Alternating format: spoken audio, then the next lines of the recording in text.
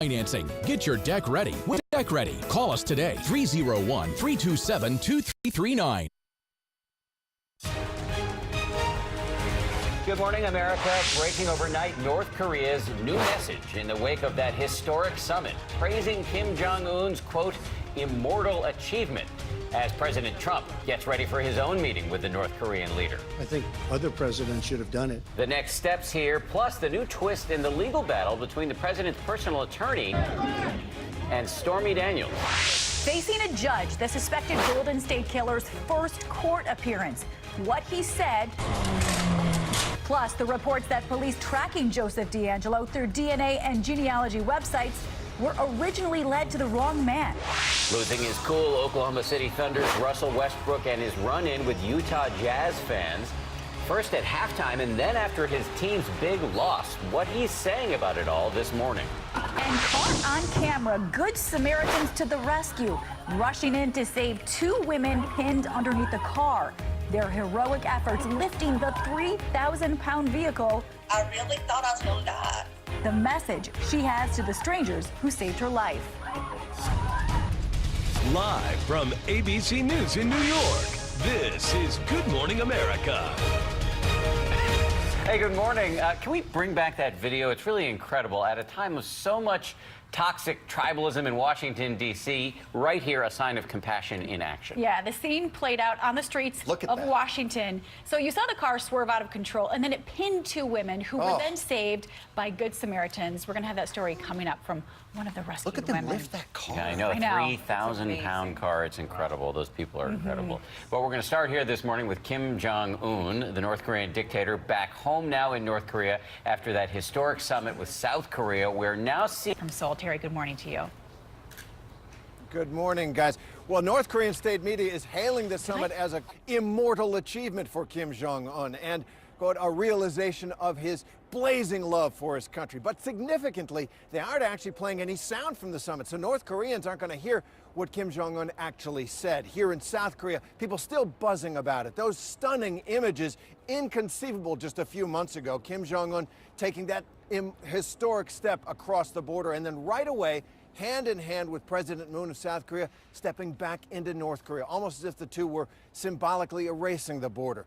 And they both seem determined to make the summit a success, even involving their wives in the effort. And at the end of the day, they did reach a deal to bring a formal end to the Korean War by the end of this year and denuclearize their peninsula. That said, all the details on how those deals would actually work, that's all TBD, left to the big upcoming summit between Kim Jong-un and President Trump. And Terry, to take place in the next month or so. You've been reporting that Singapore is the likely spot. Why is that? Well, that is one of the leading contenders, and it shows just how challenging this whole summit is going to be, that the location was a hard negotiation. Both sides wanted on neutral ground, and another limiting factor, Kim Jong-un's planes, his fleet of planes, are so old they only have a range of a couple thousand miles, so it had to be in the neighborhood. Singapore, right up at the top of the list, but Mongolia is making a bid too, so we'll see where that summit is going to take place. If it does, right now, still no firm date. It's interesting that it could come down to Kim Jong-un's plane reach, Terry. And Mongolia. And Mongolia. Terry, thank you. And back here at home, President Trump taking a victory lap of his own after that historic summit on Friday and in advance of his own meeting, as we just mentioned, with Kim Jong-un. He also had a lot to say about the Russia investigation and a new report from House Republicans. ABC's Tara Palmieri joins us now from Washington. Tara, good morning to you. Good morning. Right. It was a week of highs and lows for President Trump. While his top pick to lead the VA, Dr. Ronnie Jackson, had to withdraw his name amid embarrassing allegations, he saw his Secretary of State, Mike Pompeo, confirmed. And then he was able to take a victory lap for his high-pressure campaign against North Korea. President Trump taking a bow for the historic agreement struck between the leaders of North and South Korea, working toward an end to their decades-long conflict. I think I have a responsibility. I think other presidents should have done it. The president taking on the challenge to denuclearize the Korean peninsula and bring peace, a solution unreachable for the past 60 years, in his upcoming meeting with North Korean dictator Kim Jong-un. I look forward to our meeting. It should be quite something.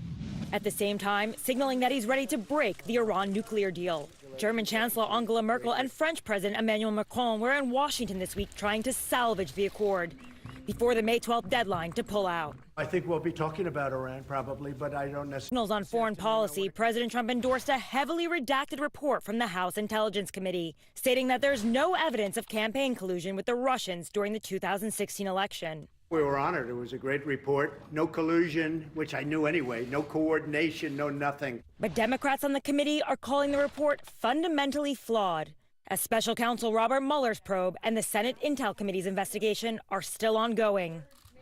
Instead of attending the White House Correspondents' Dinner tonight, President Trump will head to Michigan for a rally. It's his second time skipping the annual dinner. And in fact, last year in Pennsylvania, he said he couldn't be happier being 100 miles away from the press.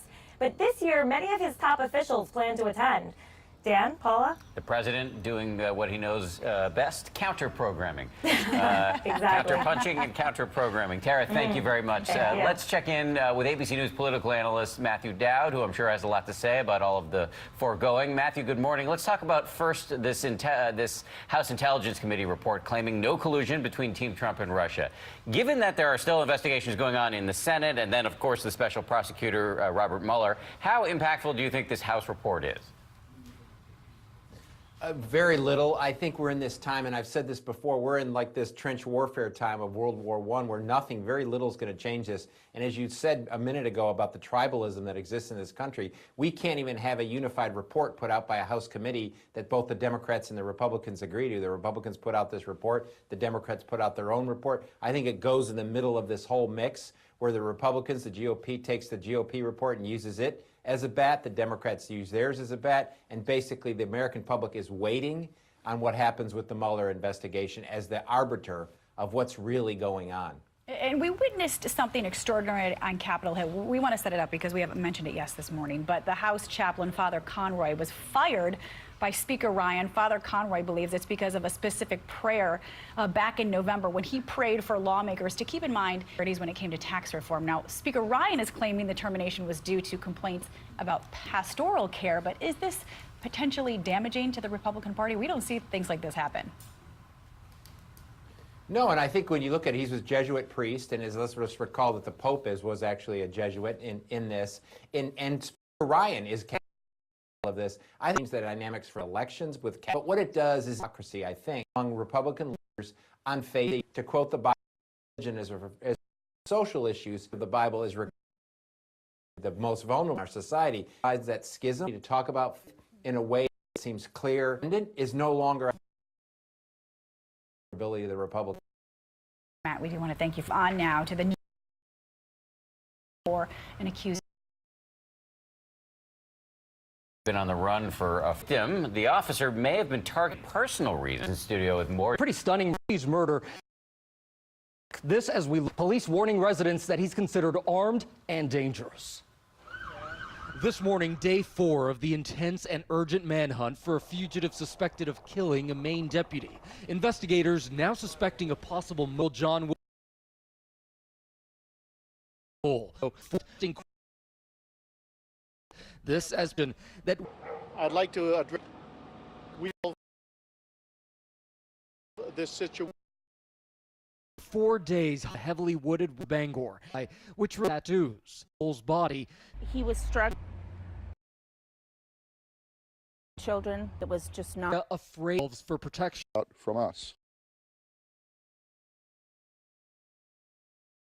And the body also said the gun. Appreciate the new video showing the violence. Desmond Merrow slammed to the ground by Atlanta police after they say he was uncovering an arrest for a rage. Zachary Keish is on the story for us. And Paula, that altercation between the former football player police under investigating. While the incident happened, it's now gone viral with more than 150 views on Facebook. I can't breathe. This video, investigation athlete and NFL Morrow says he too was hospitalized after. I couldn't tell I was gonna die. Shouted several, but as he was shouting, he was clearly on whether you need the full fire. Overnight statement saying the incident is now under investigation, adding the officer involved is on administrative duty. Prior to this interaction with police, Morrow reportedly followed and confronted a driver who he says was verbally attacking him with racial slurs. Eventually get up in front of the kids, and I'm talking to him, and I'm like, dude from Ohio, I got this trouble out here. Who witnessed the road dispute. There is altercation out in the parking lot that's to get physical. New video showing the parking lot altercation before police arrived on the scene. And this possibly had a gun. Can't do that. Listen, relax. I would have shot him in his or something like that from where he come from. Morrow's attorney speaking out, saying we're working to deter the level of violence, man who was already complying with orders. The NFL Players Association is commenting on the video as well, tweeting the video warrants a full investigation into what occurred. Morrow has been charged with aggressive driving. Yeah, the key thing is he was already handcuffed. So. He was. I think it's a big question about what happened before that video was taken, and then, of course, use of force. Right? Was it justified? Was it needed? Thank you very much. We always appreciate it. Thank you. Time now to take another morning over to Ron Claiborne. I sometimes call him Dr. Claiborne. This morning I'm calling you Congressman Claiborne because I like your striped tie. Congressman Claiborne. It has a definite. Yeah, I don't know. That sounds like an accusation, doesn't it? No.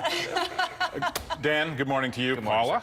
Sam, good morning to you. Good morning, everyone. We're going to begin in California, where a federal judge has agreed to delay a lawsuit brought on by the adult film actress Stormy Daniels against President Trump and his personal attorney, Michael Cohen.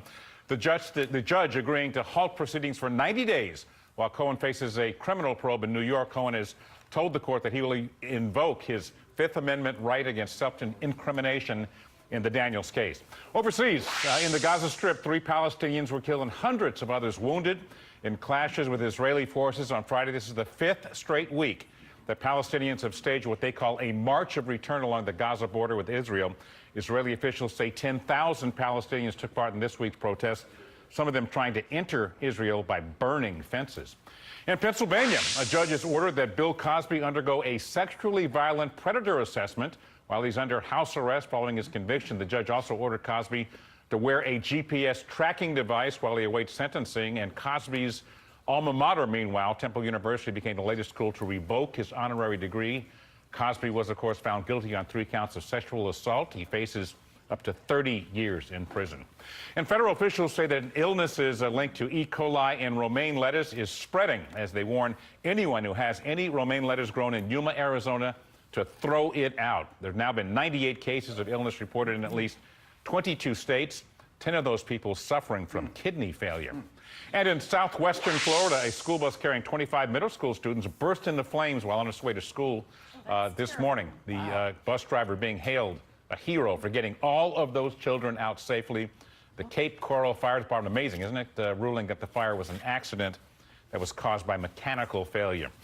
And finally, some drivers in Des Moines, Iowa, had to deal with an unusual obstruction on the road. I want you to take a look at this. It's a giant inflatable duck rolling down East 6th Street at Des Moines. Yeah, couldn't tell what it was for a second there. It went 2 blocks before it came to a stop finally. No foul play is suspected. Oh, looks like a scene from the low-budget version of Ghostbusters. Looks like apparently the wind blew that duck off of its perch where it was promoting next weekend's Duck Derby. That's amazing. Yeah, look, now that's the best ever. That's viral promotion. Yeah, now they're all over the place. I think Sam's laugh during that story is viral promotion. I will be posting it on Instagram later. Don't y'all worry. You didn't get it at first, right? And then it's just, I couldn't tell what it was. And then all of a sudden, it was charged with the DUI, ducking under the influence. Is that a bad enough joke on this Saturday morning? That was so bad, wasn't it? Yeah.